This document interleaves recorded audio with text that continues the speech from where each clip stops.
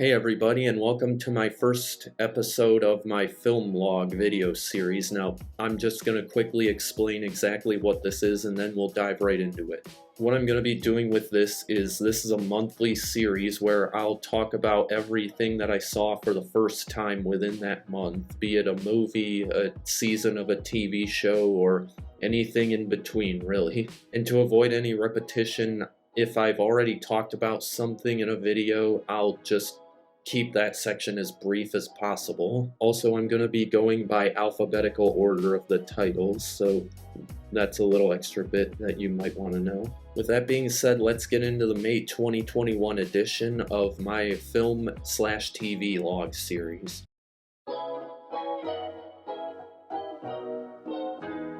Bottle Rocket. This is Wes Anderson's directorial debut from 1996. Some of you may know him from movies such as Fantastic Mr. Fox, The Grand Budapest Hotel, among a myriad of others. And it was pretty cool seeing the little planted seeds of what would eventually become his more polished and noticeable directorial style. Like, he loves symmetrical shots, and there's plenty of those to be found. There's close-ups on notebooks, which is kind of a Wes Anderson-ism, and he really excels at making quirky characters in otherwise kind of tense situations, and he definitely does that here too. That being said, Owen Wilson is in this movie, and I counted exactly 0 wows from him. 0 out of 10 garbage movie.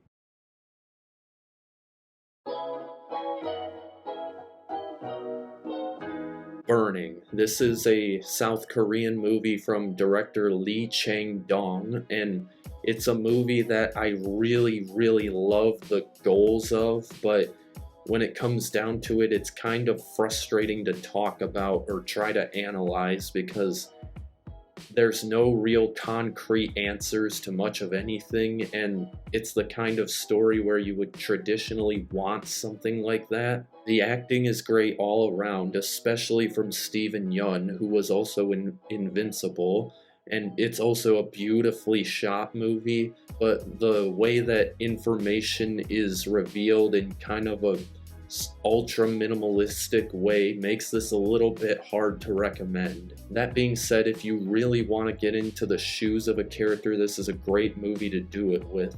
Lots of time to absorb the character's reactions to pretty much any given situation. I'd give it a 7 out of 10. If it sounds interesting to you, I think it's worth a watch.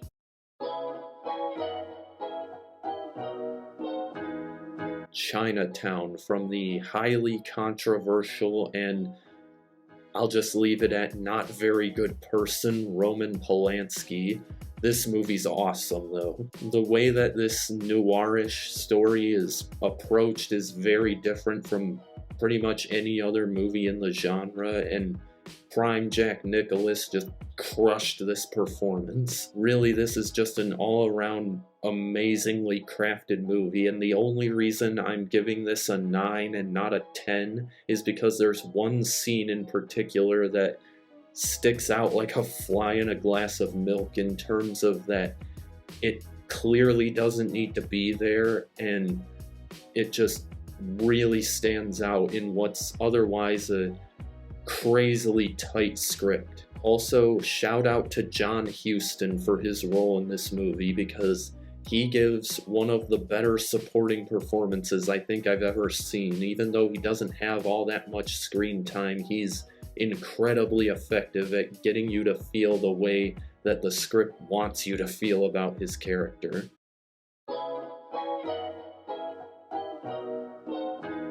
Finding You. It's a date movie, nothing more really. As with most rom-coms, it's the most predictable thing in the world, but I'm going to give it a generous 4 out of 10 because there were some fleeting parts that were so ridiculous that both me and my wife just couldn't help but laugh at it. I was fully expecting this to just be a totally miserable experience in the theater for myself, but at least that's something, I guess.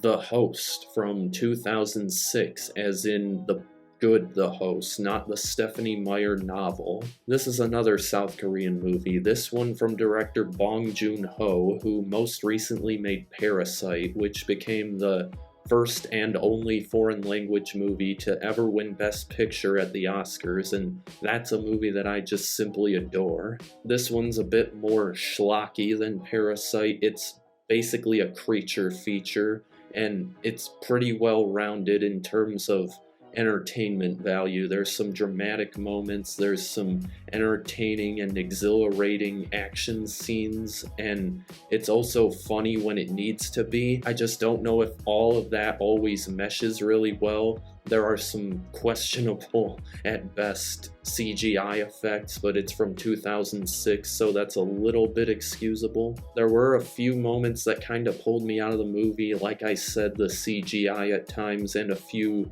kind of weird character decisions, but overall this is still pretty entertaining and I'd recommend you watch it. 7 out of 10. Invincible Season 1 was pretty great. I already made a review of this if you want to check that out.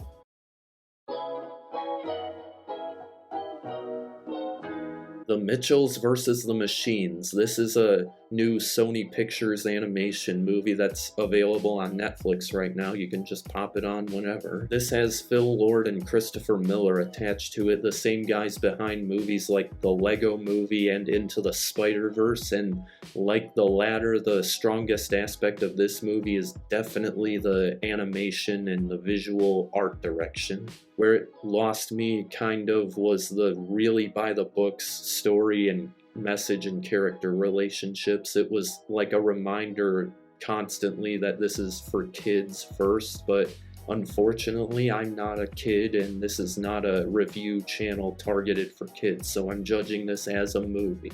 Don't get mad at me.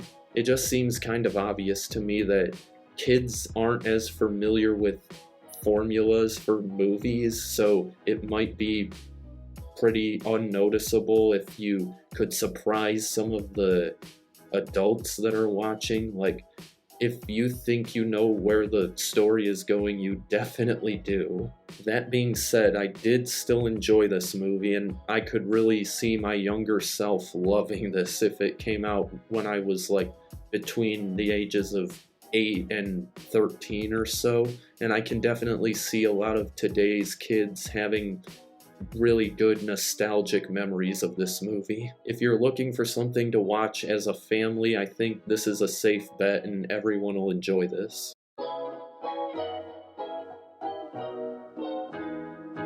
Scent of a Woman. As the title might suggest, this is Al Pacino's movie, and both his character arc and his performance are pretty fantastic. However, I do wish that the character of Charlie had a bit more personality to him and wasn't basically just a blank slate. I mean, not only does it feel like his character, but also the actor Chris O'Donnell is getting dragged through this movie by Pacino. I mean, let's not forget that this is the same guy. I want a car. Chicks dig the car. Ugh. Yeah, other than that, I don't have much else to say. It's a solid movie, and if I ever check it out again, it's gonna be for that fantastic lead performance. Also, this is the first role that Philip Seymour Hoffman ever had, and he just is not someone who was ever meant to look like a young person.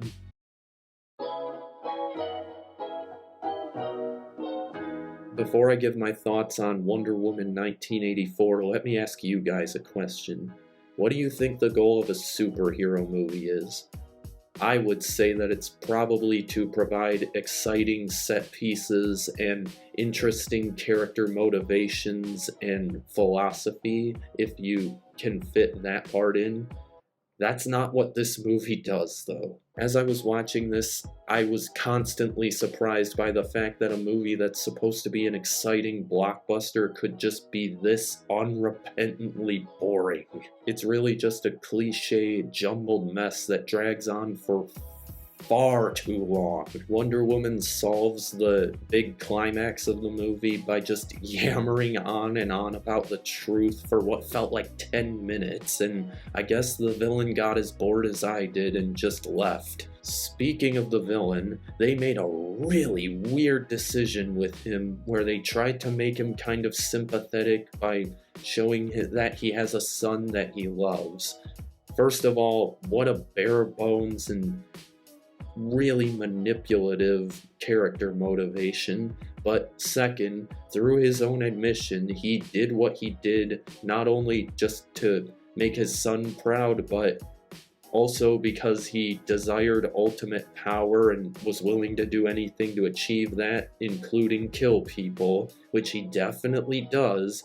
So what are you trying to do here? I don't feel bad for this guy at all. But what about those strong, empowering female characters like Kristen Wiig? Her character becomes the villain because she's jealous of her prettier and more successful coworker.